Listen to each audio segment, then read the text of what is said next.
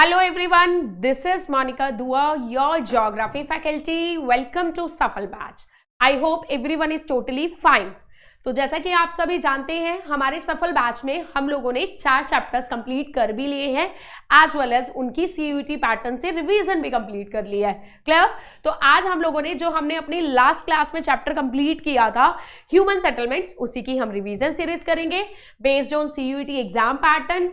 CUET exam में किस किस तरीके के क्वेश्चन आते हैं, स्टैटिक क्वेश्चन, रिवीजन, आपके एसेशन रीजन बेस्ड क्वेश्चंस, आपके सोर्स बेस्ड क्वेश्चंस, सारे के सारे क्वेश्चंस आज की क्लास में हम लोग कवर करेंगे. तो चलिए करते हैं स्टार्ट फटाफट से. तो ये तो आपको पता ही है, हम लोग स्टैटिक क्वेश्चन करते हैं, हम लोग एसेशन रीजन बेस्ड क्वेश्चन करते हैं, हम लोग सोर्स बेस्ड क्वेश्चंस भी करते हैं और लास्ट में चैप्टर को कंक्लूड भी कर देते हैं. क्लियर? तो चलिए आगे बढ़ते हैं, फटाफट से स्टार्ट करते हैं. I just want everyone to give answer fast and furious. फटाफट से मुझे आंसर्स देना आप लोग कमेंट सेक्शन में. First question is which factor act as nodes of economic growth, provide goods and services not only to urban dwellers but also to the people of rural settlements in their hinterlands in return for food and raw material. मतलब ये इसकी बात कर रहा है कि हमारे India में जो है, इंडिया में नहीं इनफैक्ट कहीं भी, कौन सा फैक्टर जो होता है वो इकोनॉमिक ग्रोथ प्रोवाइड कराता है. कैसे? गुड्स एंड सर्विसेज का वो करता है, गुड्स एंड सर्विसेज की को एक जगह से दूसरे ले जाने की सर्विसेज प्रोवाइड करता है.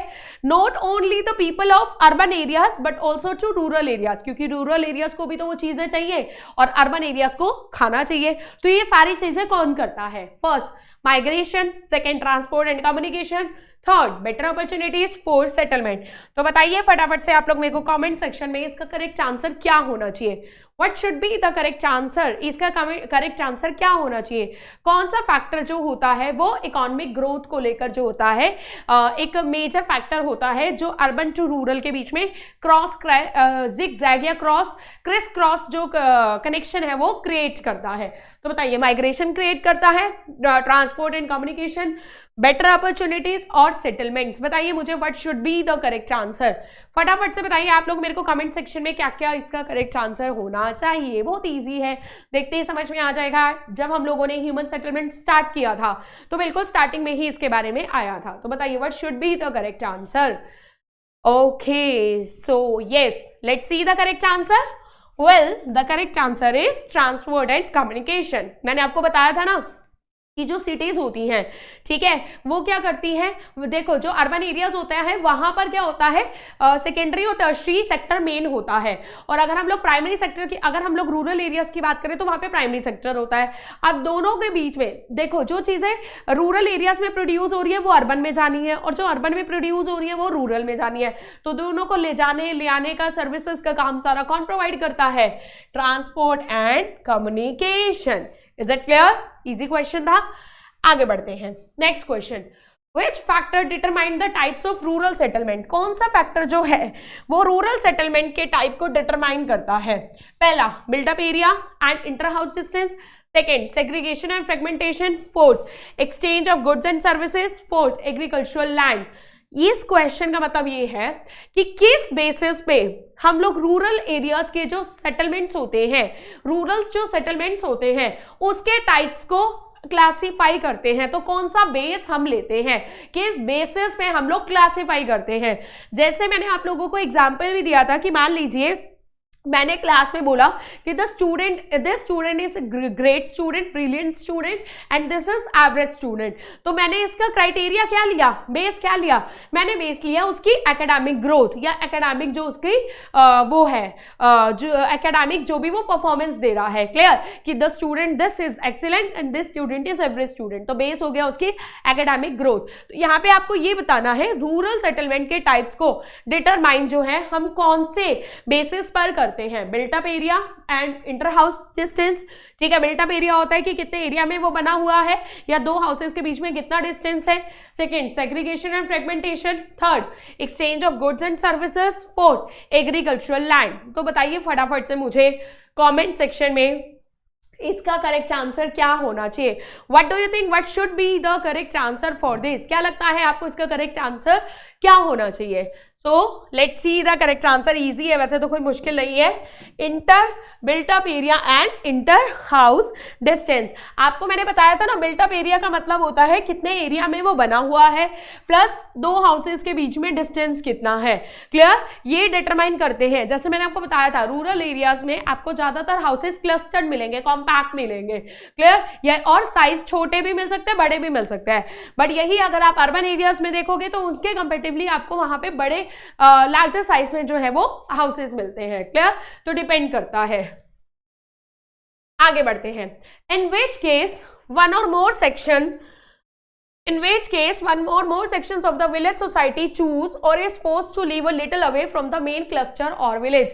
कह रहे हैं कि कौन सा सेक्शन में क्या होता है कि सोसाइटी का जो है, विलेज सोसाइटी जो होती है, एक से ज्यादा सेक्शंस को जो है फोर्सफुली मेन क्लस्टर या विलेज से दूर कर देती है रहने के लिए। यानी एक क्लस्टर से, अपने मेन क्लस्टर से वो अलग हो जाते हैं।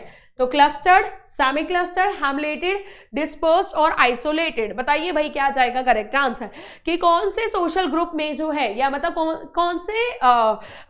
कौन से रूरल सेटलमेंट में ऐसा होता है कि जो सोशल या एथनिक ग्रुप्स होते हैं वो एक पर्टिकुलर ग्रुप को जो है मेन क्लस्टर से, मेन जो पार्ट होता है उससे दूर रहने पे मजबूर कर देते हैं। तो बताइए क्लस्टर्ड में होता है, सेमी क्लस्टर्ड में होता है, हेमिलेटेड में होता है या डिस्पर्स्ड में होता है। बताइए आपको क्या लगता है, what should be the correct answer. बताइए भाई, मैंने आपको बताया भी था क्या होना चाहिए इसका correct answer. Well the correct answer is semi clustered. Semi clustered होता है ना, जहां पे एक पार्ट, देखो क्लस्टर्ड में तो क्या होता है, मेनली एक गांव होता है और उसी गांव में सब रह रहे होते हैं और सब ऐसा आसपास रह रहे होते हैं। ठीक है, सेमी क्लस्टर्ड में क्या होता है कि एक पार्ट अलग होता है और एक पार्ट को अलग कर दिया जाता है। क्लियर, हैमिलेटेड में क्या होता है कि इसमें क्या होता है, बेसिकली आपके अलग अलग मोहल्ला बना दिए जाते हैं, पन्ना वगैरह इस तरीके से नाम दिए जाता है। और डिस्पर्स तो ज्योग्राफिकली होता है कि जहां पे जैसी रहने की लोकेशन मिल जाती है वहां पे लोग अपनी हट्स बना लेते हैं। क्लियर, तो ये मैंने आपको बहुत अच्छे से क्लियर किया था। आगे बढ़ते हैं। Next question, Who developed the number of towns in India on coastal location? कि हमारे इंडिया में कोस्टल लोकेशंस पे सबसे ज्यादा टाउन्स किसने डेवलप करे थे? ठीक है, ब्रिटिशर्स ने, सबसे ज्यादा नहीं मतलब काफी सारे टाउन्स डेवलप किए थे। किसने? ब्रिटिशर्स ने, डच ने, फ्रेंच ने, ऑल ऑफ द अबव ने। तो बताइए आप लोग मुझे कि किसने जो है हमारे इंडिया की कोस्टल लोकेशंस पे, लाइक जैसे आपकी मुंबई हो गई, ठीक है, जैसे आपकी जो है कोलकाता हो गई, क्लियर, ठीक है, या फिर आपका जो है सूरत हो गया, कांडला हो गया, क्लियर, इनमें जो है अपने जो है अपने एक बहुत सारे टाउन्स जो है वो इस्टेब्लिश किए थे। तो बताइए क्या जाएगा करेक्ट आंसर। ब्रिटिशर्स ने किए थे, डच ने किए थे, फ्रेंच ने किए थे, या इन सभी ने किए थे। बताइए what do you think, what should be the correct answer. क्या लगता है आपको इसका करेक्ट आंसर क्या होना चाहिए? बताइए भाई फटाफट से, किसने जो है कोस्टल लोकेशन पर जो है इंडिया के बहुत सारे टाउन्स जो है वो डेवलप करे थे? वेल, ब्रिटिश एंड यूरोपियन सभी ने किए थे। तो ब्रिटिशर्स भी हो सकता है, डच भी हो सकता है, फ्रेंच भी हो सकता है। तो करेक्ट आंसर क्या जाएगा? ऑल ऑफ द अबव, क्योंकि ये सब फ्रेंच यूरोपियन कॉलोनीज थी। क्लियर, और आपको भी पता है हमारे इंडिया में डच भी आए, हमारे इंडिया में फ्रेंच भी आए, हमारे इंडिया में पोर्टुगीज भी आए, हमारे इंडिया में ब्रिटिशर्स भी आए थे। क्लियर, तो correct answer all of the above जाएगा, क्योंकि उसमें यूरोपियन लिखा हुआ है। अगर आप अपनी एनसीईआरटी देखोगे तो उसमें लिखा है ब्रिटिश यूरोपियंस। तो यूरोपियंस में आपके डच, पोर्टुगीज और ये आपके फ्रेंच, ये सब आ जाते हैं। क्लियर, आगे बढ़ते हैं। Which city is the largest agglomeration with 18.4 million people? कौन सी सिटी जो है वो सबसे बड़ी एग्लोमेरेटेड सिटी है? दिल्ली, बेंगलुरु, ग्रेटर मुंबई और चेन्नई। ये तो बहुत ही इजी है। मैंने आपको जब अपना डिस्क्रिप्शन वाला चैप्टर कराया था, मतलब जब डिस्क्रिप्शन में हम लोगों ने ये चैप्टर डिस्कस किया था, तो मैंने आपको ये चैप्टर बहुत थॉरोली बताया था इस टॉपिक के अंदर कि कितनी सिटीज है, कितने परसेंट पॉपुलेशन कहाँ रहती है, वो सब मैंने आपको बताया था। उसमें भी बताया था कि कितनी मेगा सिटीज में कौन सी मेगा सिटी सबसे बड़ी है। तो बताइए what do you think, what should be the correct answer. क्या लगता है आपको इसका करेक्ट आंसर क्या होना चाहिए? कौन सी सिटी जो है जहां पे 18.4 मिलियन पीपल जो है वो रहते हैं? बताइए what do you think, what should be the correct answer. क्या आना चाहिए correct answer? Delhi, Bengaluru, greater Mumbai या चेन्नई? दिल्ली, बेंगलुरु, ग्रेटर मुंबई या Chennai? Let's see the correct answer. Correct answer is greater Mumbai. दोबारा से एक बार रिवाइज करा देती हूँ, आप लोगों को याद है मैंने आपको बताया था हमारे इंडिया की पॉपुलेशन का, ठीक है, इंडिया की पॉपुलेशन टोटल कितनी है 1210 मिलियन। उसमें भी मैंने आपको बताया था अर्बन पॉपुलेशन कितनी है 31.18% बताई थी आई गेस अर्बन पॉपुलेशन, है ना, urban population, clear, urban population बताई थी मैंने आपको, ठीक है। अब इसमें भी मैंने आपको ये बताया था 60% जो पॉपुलेशन है वो कहाँ पर रहती है, क्लास 1 सिटीज में। कहाँ पर रहती है, क्लास 1 सिटीज में, ठीक है, मोर देन 60%। और वो मैंने आपको वो भी बताया था कितनी सिटीज है वो 468 सिटीज। कितनी सिटीज है 468 सिटीज, क्लियर। इन 468 सिटीज में भी मैंने आपको बताया था 53 जो सिटीज है वो क्या है आपकी मेट्रोपॉलिटन सिटीज। क्या है, मेट्रोपॉलिटन सिटीज। और मैंने आपको बताया था मेट्रोपॉलिटन सिटीज वो होती हैं जिनकी पॉपुलेशन 10 से 50 लाख के बीच में होती है, ठीक है, 10 से 50 लाख के बीच में होती है। इनमें भी मैंने आपको बताया था कि जो 6 सिटीज है वो आपकी क्या है, मेगा सिटीज है। कौन सी है, मेगा सिटीज है। और उनमें कितने परसेंट पॉपुलेशन रहती है 21% पॉपुलेशन, ठीक है। और उनमें भी मेगा सिटीज में सबसे बड़ी कौन सी, मेगा सिटीज में भी अगर मैं बात करूं, ठीक है, वो 6 मेगा सिटीज की अगर मैं बात करूं तो वो 6 मेगा सिटीज में आपकी कौन कौन सी है, सबसे पहले ग्रेटर मुंबई, ठीक है, फिर मैंने आपको बताया था दिल्ली 6 बताई थी ना, 6 है, फिर चेन्नई, ठीक है, कौन कौन सी है, दिल्ली, मुंबई, चेन्नई, हैदराबाद, ठीक है, और कोलकाता और बेंगलुरु। और कौन सी है, बेंगलुरु, क्लियर। तो ये हमारी जो 6 सिटीज है ये आपकी क्या है, मेगा सिटीज है, ग्रेटर मुंबई, दिल्ली, चेन्नई, हैदराबाद, कोलकाता और बेंगलुरु, क्लियर। ये मैंने आपको बताया ही था, ठीक है। तो मुंबई में जो है आपकी 18.4% जो मिलियन पॉपुलेशन है वो रहती है। आई गेस यहाँ तक आपको क्लियर हो गया होगा, ठीक है। आगे बढ़ते हैं, next, yes, which city is the example of garrison cantonment city. कौन सी जो सिटी है वो गैरिसन कंटोनमेंट सिटी का एक एग्जाम्पल है। तो देखो आप लोगों को मैंने बताया था ना, गैरिसन कंटोनमेंट सिटीज वो होती है बेसिकली जो पीपल डिफेंस में होती है, उससे रिलेटेड सर्विसेज में होते हैं, उनके नीड्स को क्या करती है, कैटर करती है, क्लियर।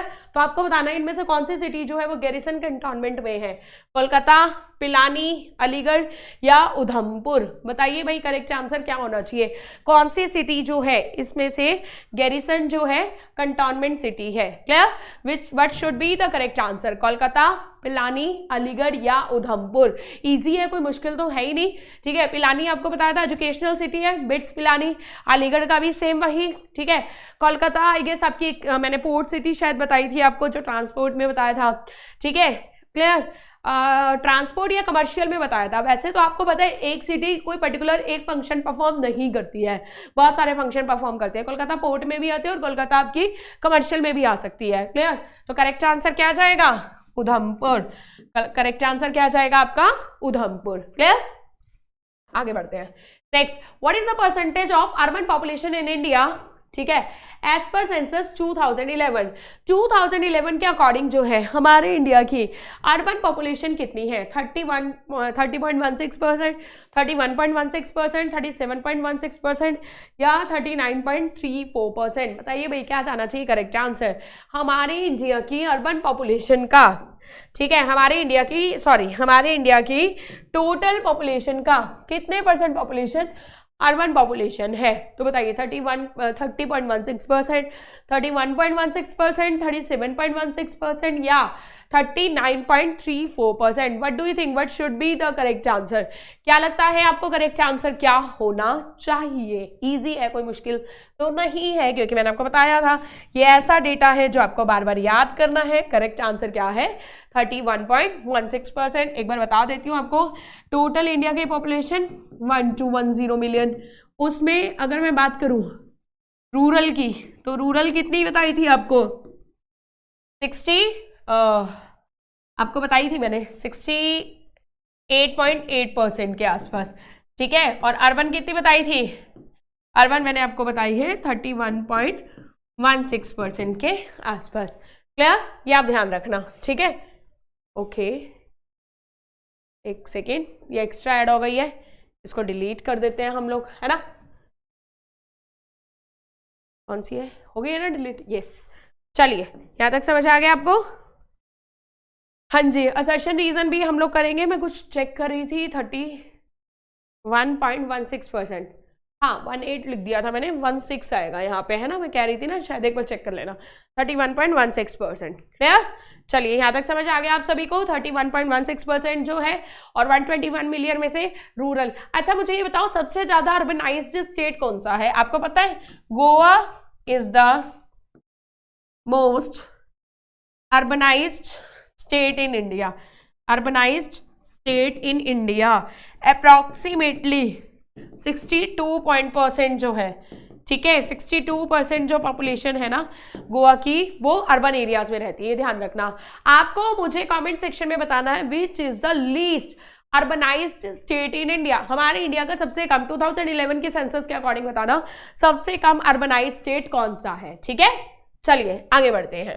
नेक्स्ट क्वेश्चन हमारे असर्शन रीजन बेस्ड क्वेश्चंस है, तो चलो पढ़ते हैं जरा असर्शन रीजन बेस्ड क्वेश्चन। अच्छे क्वेश्चंस होते हैं assertion reason based. Some clustered rural settlements is a compact और closely built up area of houses. Some units are locally called पाना,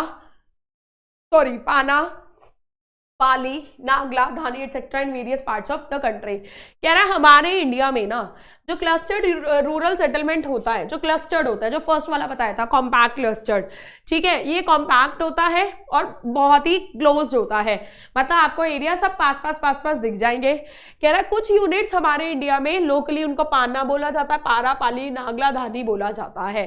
तो बताइए what do you think, what is the correct answer. देखो बातें तो दोनों ही सही है, चाहे वो पाना की हो और चाहे फिर वो आपकी पाली की हो, फिर वो चाहे आपकी नागला हो या धाना हो, ठीक है, बातें तो सारी ही सही बोली जा रही है। फिर बताइए क्या होना चाहिए correct answer. What do you think, what should be the correct answer. Clustered जो सेटलमेंट है, देखो क्लस्टर्ड सेटलमेंट, बताओ भाई ए दोनों सही है और ये इसकी एक्सप्लेनेशन भी सही है, या दोनों गलत है, या एक सही है एक गलत है, या असर्शन सही है रीजन गलत है। बताओ भाई what should be the correct answer. What do you think, what should be the correct answer, क्या होना चाहिए करेक्ट आंसर, बताइए फटाफट से भाई। Clustered rural settlement is a compact और closely built in area of built up area of houses. What do you think, आपको क्या लगता है what should be the correct answer.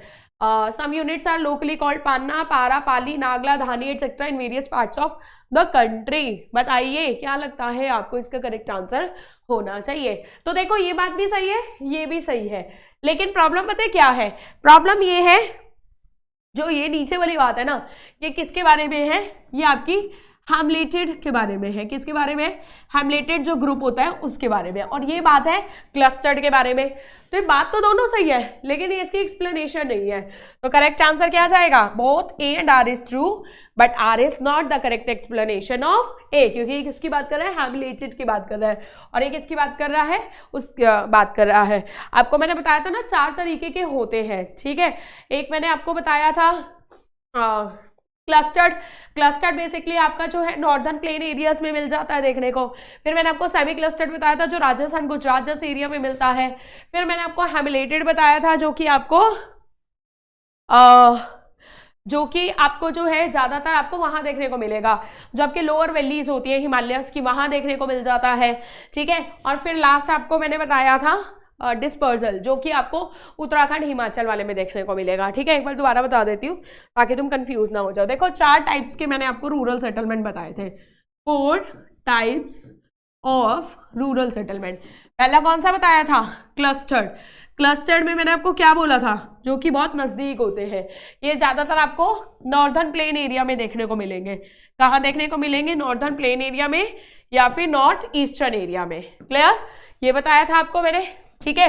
दूसरा मैंने आपको क्या बताया था, सेमी क्लस्टर्ड आपको कहाँ देखने को मिलेंगे, ज्यादातर राजस्थान और गुजरात में, क्योंकि उसमें क्या होता है कि आप एक पार्ट को जो होते हैं वो कर देते हो भाई, अलग कर देते हो, मेन क्लस्टर से अलग कर देते हो। सोशलिज्म, कास्टिज्म, ये सारी चीजें इधर होती है, ज्यादा देखने को मिलती है। नेक्स्ट मैंने कौन सा बताया था, हैमलेटेड, ठीक है, स्पेलिंग को इग्नोर कर देना, ठीक है। हैमलेटेड ये ज्यादातर आपको वहां देखने को मिलेगा जो आपका लोअर पार्ट्स होता है, लोअर पार्ट्स ऑफ हिमालयास में देखने को मिलेगा, लोअर वैलीज ऑफ हिमालयास, ठीक है, लोअर पार्ट्स या लोअर वैलीज ऑफ हिमालयास, ठीक है, वहां देखने को मिलेगा। और लास्ट मैंने आपको कौन सी बताई थी, डिस्पर्सल। डिस्पर्सल मैंने आपको बोला था ज्यादातर आपको माउंटेनियस एरिया में देखने को मिलेगा, जैसे उत्तराखंड, ठीक है, हिमाचल, केरला, है ना, जहाँ पे मतलब एक आध घर आपको मिलेगा देखने को, उत्तराखंड, हिमाचल प्रदेश, केरला, यहाँ आपको देखने को मिलेगा। क्लियर? तो ये आप इनके वो याद रखना कहाँ पर देखने को मिलते हैं, यही आज से पेपर में पूछे जाते हैं। आगे बढ़ते हैं। Assertion, there are number of towns in India having historical background spanning over 2000 years ago. मतलब हमारे इंडिया में ऐसे बहुत सारे टाउन्स हैं जो 2000 साल पुराने हैं और उनका जो बैकग्राउंड है वो क्या है, हिस्टोरिकल बैकग्राउंड है। हिस्टोरिकल मतलब अगर आप हिस्ट्री का कुछ भी पास पढ़ते हो तो आपको उनके बारे में पढ़ने को मिल जाता है। इंडस वैली सिविलाइजेशन, ठीक है, Mohenjodaro, most of them developed as religious and cultural centres, Varanasi in one of them. कह रहे ये जो एंशिएंट टाउन्स है आपके, ये ज्यादातर आपके रिलीजियस टाउन्स की फॉर्म में इमर्ज होकर आया है, जिसमें वाराणसी बताया था मैंने आपको, प्रयाग भी बताया था, याद होगा आपको, प्रयाग बताया था, उज्जैन बताया था। क्लियर? तो बताइए is it true? If it is true तो क्या ये सही है? तो वैसे तो ये देखो बहुत आसान है, देखते ही समझ में आ रहा है कि जो एशियन टाउन्स थे उन्हीं में वाराणसी, उज्जैन और जो प्रयाग में आपको बता रही हूँ इलाहाबाद वगैरह, ये सब इसी में ही आता है। और ये 2000 और ये एशियन टाउन्स की ही बात कर रहा है। तो इसका मतलब क्या हुआ, अगर एशियन टाउन्स की बात कर रहा हूँ और ये एग्जाम्पल भी एशियन टाउन का दे रहा है, इसका मतलब both are true and this is the correct explanation of A. तो क्या जाएगा correct answer, both A and R is true and R is the correct explanation of A. यहाँ पे मैं फिर से आपको एक बार बता देती हूँ, मैंने आपको 3 टाइप्स के टाउन बताए थे इवोल्यूशन के हिसाब से, 3 टाइप्स ऑफ टाउन बताए थे इवोल्यूशन के हिसाब से। पहला कौन सा बताया था, एंशियंट, ठीक है, एंशियंट में मैंने आपको कौन कौन से बताए थे, वाराणसी, ठीक है, और कौन सा बताया था, उज्जैन, ठीक है, और कौन सा बताया था मैंने आपको, वाराणसी, उज्जैन और प्रयाग, ठीक है, प्रयागराज। दूसरा कौन सा बताया था, मेडिवल, ठीक है, मेडिवल में मैंने आपको बताया था ज्यादातर आपके किंगडम्स के हेडक्वार्टर्स होते थे, जिसमें मैंने आपको कांचीपुरम भी बताया था, ऑल्दो आपकी बुक में नहीं दिया हुआ लेकिन मैंने अलग से बताया था कांचीपुरम, ठीक है। और आपका कौन सा हो जाएगा इसमें, हम्पी, जो विजयनगर एम्पायर की कैपिटल थी। और बुक वालों को भी देख लेते हैं, बुक में आपका दिल्ली था, ठीक है, और जोधपुर था, शायद जोधपुर या जयपुर में से कुछ था, क्लियर, वो है। और तीसरा मैंने आपको क्या बताया था, तीसरा मैंने आपको बताया था modern town.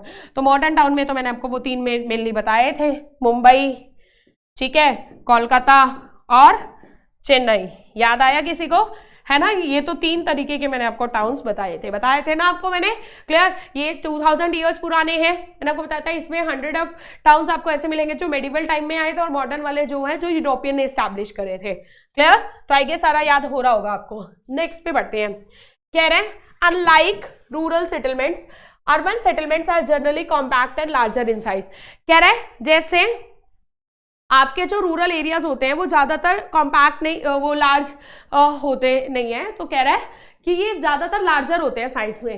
They are engaged in variety of agricultural, non economic and non administrative function. कह रहा है और ये जो अर्बन सेंटर्स होते हैं आपके एग्रीकल्चरल एक्टिविटीज में इन्वॉल्व होते हैं, नॉन इकोनॉमिक एक्टिविटीज में इन्वॉल्व होते हैं और नॉन एडमिनिस्ट्रेटिव एक्टिविटीज में इन्वॉल्व होते हैं। तो बताइए भाई what should be the correct answer. कह रहा है जो अर्बन सेंटर्स होते हैं वो रूरल्स के कंपेरेटिवली साइज में बड़े होते हैं, पहली बात। दूसरी बात वो ये बोल रहा है कि जो अर्बन सेंटर्स होते हैं वहां पर जो ज्यादातर लोग होते हैं वो एग्रीकल्चरल, नॉन इकोनॉमिक और नॉन एडमिनिस्ट्रेटिव वर्क्स में इन्वॉल्व होते हैं। तो बताइए what should be the correct answer. क्या लगता है आपको, क्या होना चाहिए करेक्ट आंसर, बताइए भाई फटाफट से।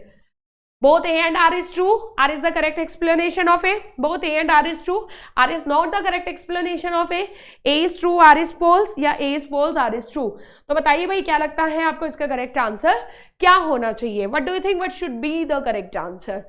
Well, देखो यहाँ पे आपको देखते ही पता चल रहा होगा अर्बन सेटलमेंट्स की बात कर रहा है और एग्रीकल्चरल बोल रहा है, जो कि गलत है। क्या आना चाहिए, नॉन एग्रीकल्चरल। क्या आना चाहिए, नॉन एग्रीकल्चरल। नॉन इकोनॉमिक बोल रहा है, गलत है। क्या आना चाहिए, इकोनॉमिक आना चाहिए। क्या आना चाहिए, इकोनॉमिक आना चाहिए, ठीक है। और ऐसे ही नॉन एडमिनिस्ट्रेटिव बोल रहा है, अगेन गलत है। क्या आना चाहिए, एडमिनिस्ट्रेटिव, एडमिनिस्ट्रेटिव, ठीक है। तो यहाँ पे आपको बात समझ आ रही है, क्लियर। तो यानी ए इज ट्रू, ए बात तो बिल्कुल सही बोल रहा है, बट आर इज फॉल्स, ठीक है, आर इज फॉल्स। तो यहाँ पे करेक्ट आंसर क्या जाएगा, थर्ड वाला। हाँ, अगर यहाँ पे नॉन एग्रीकल्चरल होता, इकोनॉमिक और एडमिनिस्ट्रेटिव होता, तो फिर आपका करेक्ट आंसर ये जाता, both A and R is true but R is not the correct explanation of A, ठीक है, क्योंकि दोनों ही सही है और फिर वो इसकी एक्सप्लेनेशन भी सही होती है कि अर्बन सेंटर्स जो होते हैं वो नॉन एग्रीकल्चरल, इकोनॉमिक, ठीक है, या एडमिनिस्ट्रेटिव एक्टिविटीज में इन्वॉल्व होते हैं। क्लियर, यहाँ तक समझ आया? आगे बढ़ते हैं, next question. Yes, next question है, transport cities are the ports primarily engaged in export and import cities, Kandla, Kochi, Kozhikode, Visakhapatnam, etc.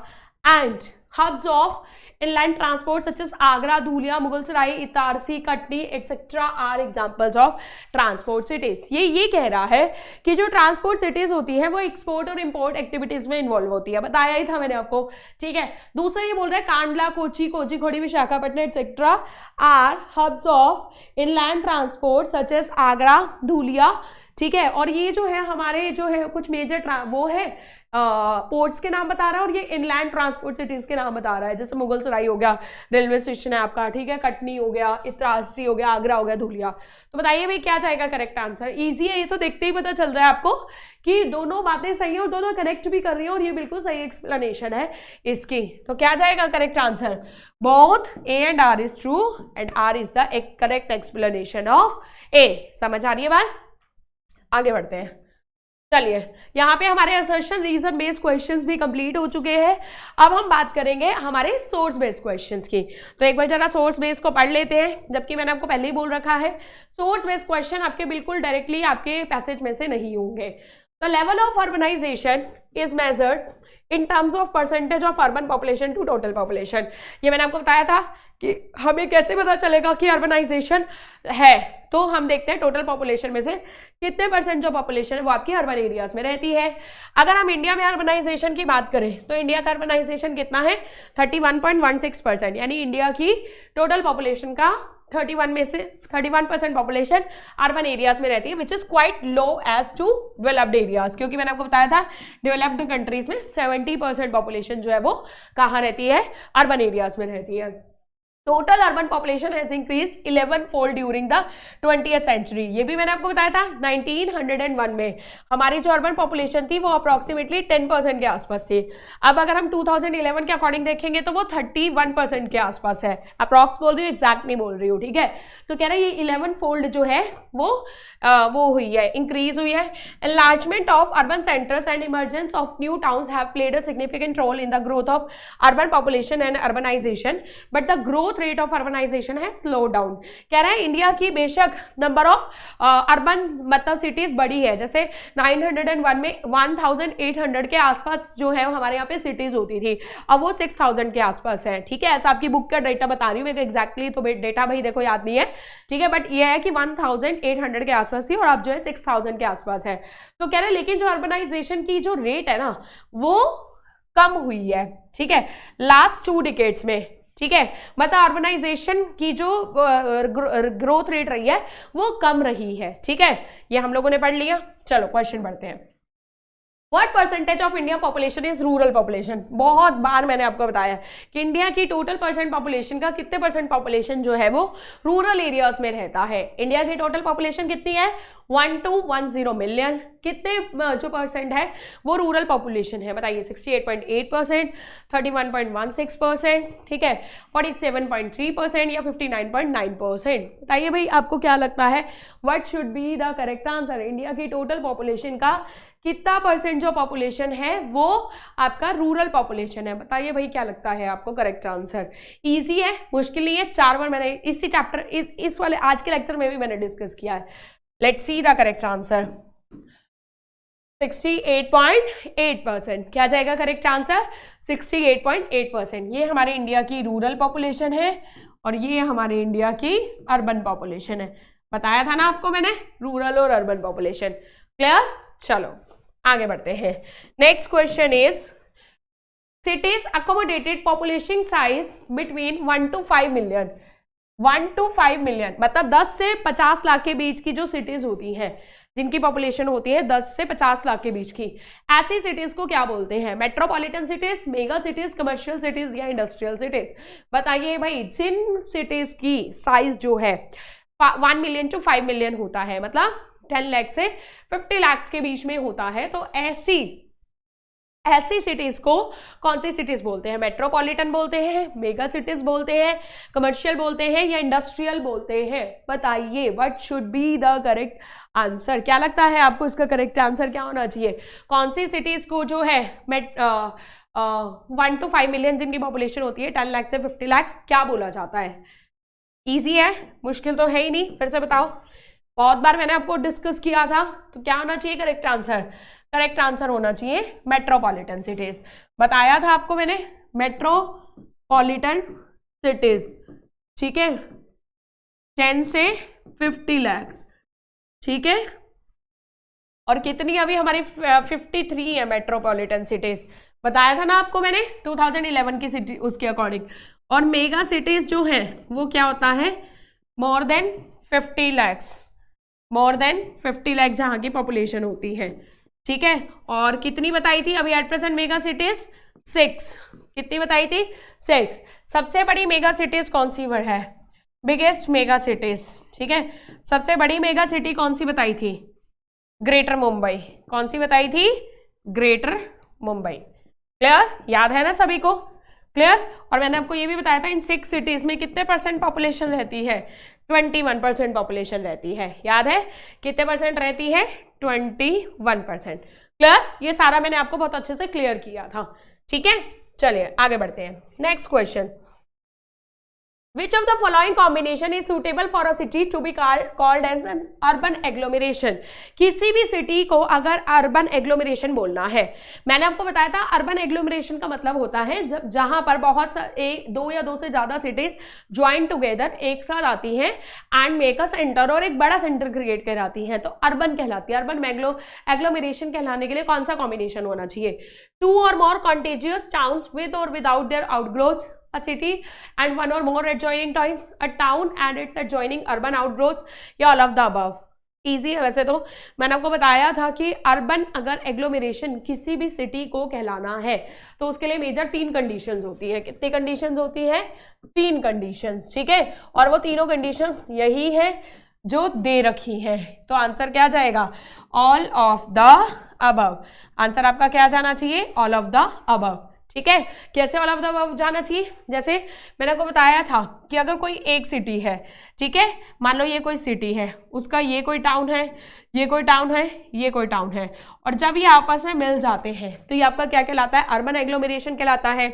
फिर मैंने आपको बताया था कि मान लो ये कोई सिटी है और ये कोई सिटी है, ठीक है, ये एक टाउन है और ये एक टाउन है, तो जब ये दोनों आपस में मिल जाते हैं तो ये भी आपका क्या कहलाता है? अर्बन एग्लोमरेशन कहलाता है। फिर मैंने आपको बताया था मान लो ये कोई सिटी है, उसका ये कोई टाउन है, उसका ये कोई टाउन है, उसका ये कोई टाउन है, और प्लस ये भी कोई सिटी है, ठीक है, तो जब ये सारे मिल जाते हैं तो भी ये क्या कहलाएगा? अर्बन एग्लोमरेशन कहलाएगा। क्लियर?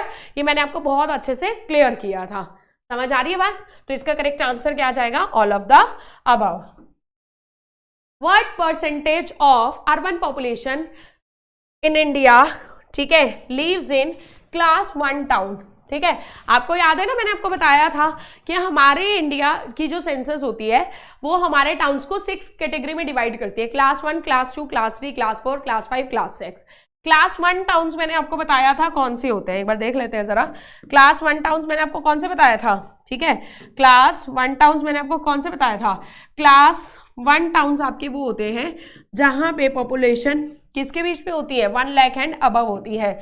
जहां की पॉपुलेशन 1 लाख एंड अबव होती है, 1 लाख या उससे ज्यादा होती है, उसको क्या बोलते हैं? Class 1 town. तो क्लास 1 टाउन में अर्बन पॉपुलेशन का कितना % पॉपुलेशन रहती है?